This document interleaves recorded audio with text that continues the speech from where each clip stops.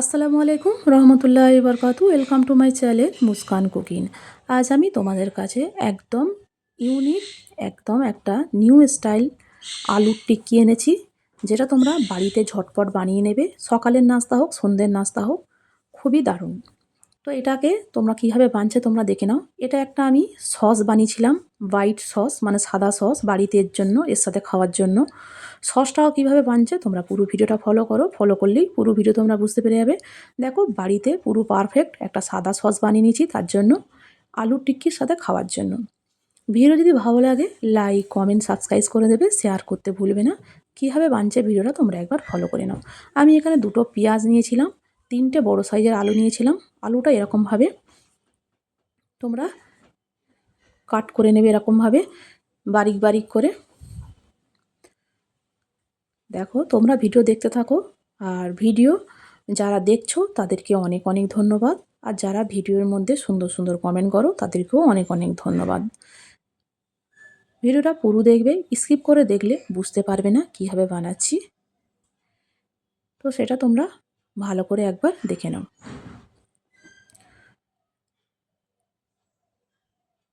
দেখো আলুগুলো পুরো এরকমভাবে বারিক বারিক করে মানে কেটে নিতে হবে। এইরকম করে সবকটা আলু আমি এরকমভাবেই তৈরি করে নেব। আর রেসিপিটা তোমরা যদি বাড়িতে বানিয়ে খাও অবশ্যই আমাকে কমেন্ট করে জানাবে তোমাদেরকে কেমন লেগেছে। এটা যেহেতু সকালে মানে নাস্তা, তোমরা যেমন বাচ্চারা হয়তো স্কুলে টিফিনে যায়, তাদের টিফিনে তুমি এরকম নাস্তা বানিয়ে দিতে পারো, ইউনিক একটা নাস্তা। আর সন্ধ্যে তোমরা অনেক সময় সন্ধ্যেবেলা নাস্তায় কি খাবো সেটা হয়তো অনেক সময় মানে মনে থাকে না, কি খাওয়া হবে না খাওয়া হবে, সেই জন্য টেনশান হয়। তো টেনশান করে আর দরকার নেই। সন্ধ্যেবেলা তোমরা টিফিনেও এরকম নাস্তা তোমরা ঝটপট আলু দিয়েও বানিয়ে নিতে পারো। এইটা যাকে তোমরা বানিয়ে খাওয়াবে, কি তোমরা খাবে, তোমাকে এত তারিফ করবে যে খুব সুন্দর হয়েছিল এটা।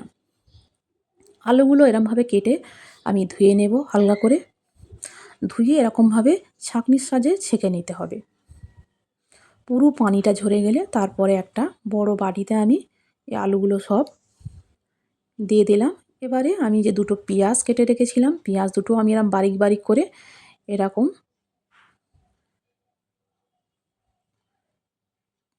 দেখো এরকমভাবে করে নিয়ে এবার এর মধ্যে এইগুলো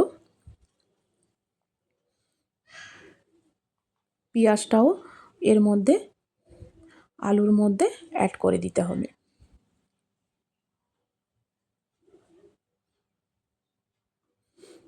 দেখো এই লুকটা মাশাআল্লাহ কত সুন্দর লাগছে, খেতেও কিন্তু খুব দারুণ লাগে। এবারে একটা প্যানে হালকা সামান্য রিফাইন তেল নিয়ে তার মধ্যে আলুটা আর পেঁয়াজটা হালকা করে একটু মানে ফ্রাই করে নিতে হবে। সামান্য সামথিং 1-2 মিনিট করে নিতে হবে, যাতে আলুর যে রসটা আছে রসটা যেন একটু মানে পানিটা একটু এর মধ্যে মানে টেনে যায়। এরকম শুধু রসটা একটু পানিটা একটু টেনে গেলেই আমি এটাকে নামিয়ে নেব। এর মধ্যে কিছু 2-1টা মশলা উপকরণ আমি আপাতত এখন আমি অ্যাড করে দেব। এর মধ্যে তোমরা সামান্য একটু নাড়াচাড়া করার পরে এর মধ্যে তোমরা সামান্য একটু লবণ অ্যাড করবে, স্বাদ মতন তোমাদের। দেখো এবারে আমি স্বাদ মতন 8 চামচ একটু লবণ আমি এর মধ্যে অ্যাড করে দিলাম। এবারে আর একটু স্বাদ মতন তোমরা লঙ্কা গুঁড়োটা তোমরা অ্যাড করবে, যে যতটা লঙ্কা খাও মানে ঝাল খাও তেমন হিসাবে অ্যাড করবে। আমি সামান্য পরিমাণ লঙ্কা অ্যাড করেছি, কারণ যেহেতু লঙ্কা আমরা খুবই কম খাই। তো দেখো এবারে নিচেই বসে যাচ্ছে, এটা হয়েও গেছে। এটা আমি এবারে তুলে নেব। এটা অলরেডি আমার হয়ে গেছে। যে মানে আলুর যে একটা আটালো আটালো ভাব থাকে, যে আটালো আটালো ভাবটা আসার জন্য এটাকে হালকা করে বানিয়ে নেওয়ার দরকার। এবারে দেখো এটা আমি এর মধ্যে বানিয়ে নিয়েছি। এর মধ্যে যেটা গোলমরিচের গুঁড়ো হয় অল্প দিয়ে দিলাম। এটা হচ্ছে সেই ভুন্টা বলে মক্কার আটা। এটা যে কোনো অনলাইন মিশোতে তোমরা পেয়ে যাবে। এটা একটা ভুন্টার আটা। তোমরা এখানে ভুন্টার আটা যদি না থাকে, যেটা আরেকটা হয় কর্নফ্লাওয়ার আছে, ওই কর্নফ্লাওয়ারটাও তোমরা এর মধ্যে অ্যাড করতে পারো। এবারে দেখো এইগুলো আমি সব অ্যাড করে নিলাম। এবারে এই বাটির মধ্যে অল্প অল্প 2-3 চামচ দিয়ে সামান্য চেপে চেপে দেখো এরকম করে তোমরা সামান্য এরকম করে চেপে চেপে দেবে যাতে এইটা আলুটা একটু জুড়ে জুড়ে যায়। এবার দেখো এরকম করে দিয়ে আমি এরকম অ্যাড করে দিলাম। এবারে সবগুলো এরকম করে এবারে কিছু সাহায্যে এরকমভাবে একটু লম্বা লম্বা করে নেবে।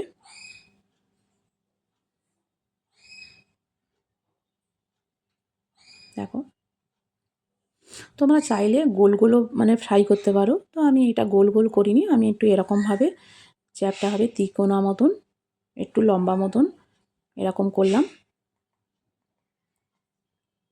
এবারে আমি কড়ার মধ্যে তেল অ্যাড করে দিলাম। তেলগুলো তেলটা গরম হয়ে যাওয়ার সাথে সাথে আমি এগুলো ছেড়ে দিলাম ফ্রাই হওয়ার জন্য। সামান্য একটু এদিক ওদিক 2 মিনিট 4 মিনিট করে লাল লাল হয়ে গেলে আমি তুলে নেব।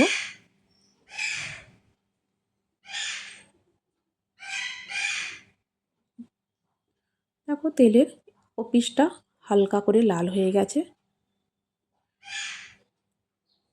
এবারে আমি এদিক ওদিক করে উল্টে আল্টে ফ্রাই করে নেব। ফ্রাইটা একটু ভালোভাবেই করবে, যেহেতু আলু কাঁচা আছে সেই জন্য একটু যেন ভালোই লাল লাল মুচমুচে মতন ফ্রাই হয়, তবে খেতে ভালো লাগবে। দেখো অলরেডি আমার কালার চেঞ্জ হয়ে গেছে, দেখো মাশাআল্লাহ কালারটাও কত সুন্দর আসছে, লুকটা তোমরা দেখো। এরকম আলুর টিক্কি তোমরা বাড়িতে অবশ্যই বানাবে, খেতেও খুব দুর্দান্ত। আরও যদি ঘরে যদি মানে মেহমান আসে তাদেরকে এরকম বানিয়ে খাওয়ালে তারা কিন্তু বুঝতেই পারবে না এটা কী দিয়ে বানানো, তোমাকে এত তারিফ করবে তুমি মানে অবাক হয়ে যাবে। এবারে দেখো আমি যে মানে সাদা সস এর সাথে খাওয়ার জন্য একটা সাদা সস আমি বানিয়ে নিলাম। তার জন্য আমি সামান্য একটা টুকরো বাটার এর মধ্যে আমি অ্যাড করলাম।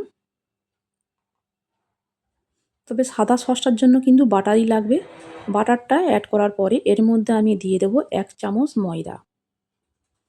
1 চামচ ময়দা দিয়ে দিলাম। ময়দাটা হালকা পরিমাণে একটু লাল লাল মতন ফ্রাই করে নিতে হবে, দেখতেই পাচ্ছ লাল লাল হয়ে গেছে। এর মধ্যে আমি এবারে দুধ অ্যাড করব, তবে এটা কিন্তু দুধ দিয়েই বানাতে হবে, মানে পানি দিলে হবে না। এবারে এটা আমি অনবরত নাড়তে থাকবো, যতটা গ্রেভি গাঢ় হবে আরও একটু দুধ এর মধ্যে অ্যাড করে দিতে হবে। দেখো এরকম করে অ্যাড করতে থাকবে যাতে একটু গ্রেভিটা পাতলা মতন হয়। এবার সামান্য পরিমাণ লবণ অ্যাড করব। আর ঘরে যদি জোন থাকে তোমরা জোনটা অবশ্যই অ্যাড করবে, না তো গোলমরিচের গুঁড়োটা এর মধ্যে অ্যাড করে দেবে। দেখো এটা আমার অলরেডি হয়ে গেছে। তোমরা চাইলে এর মধ্যে যে পাস্তা মানে পিজাতে যে চিজ দেয় তোমরা এর মধ্যে চিজটাও অ্যাড করতে পারো। চিজটা যেহেতু আমার কাছে এখন নেই সেই জন্য আমি অ্যাড করলাম না। এই 3টে যে উপকরণেই মানে সসটা এত সুন্দর খেতে লাগে, চিজ দিলে আর একটু বেশি ভালো হয়। দেখো এটা আমার মানে সসটা আমার বেনে গেছে সাদা সস। এবার দেখো তার জন্য আমার আলুর টিক্কিও বেনে গেছে। মাশাআল্লাহ আলুর টিক্কিগুলো লুকগুলো দেখো কত নাইস লাগছে। তোমরা বাড়িতে অবশ্যই ট্রাই করবে, ভালো লাগলে অবশ্যই লাইক কমেন্ট সাবস্ক্রাইব করে দেবে। তোমরা সবাই ভালো থেকো, আল্লাহ হাফেজ। তবে তোমাদেরকে আরেকবার একটু খেয়ে দেখাই।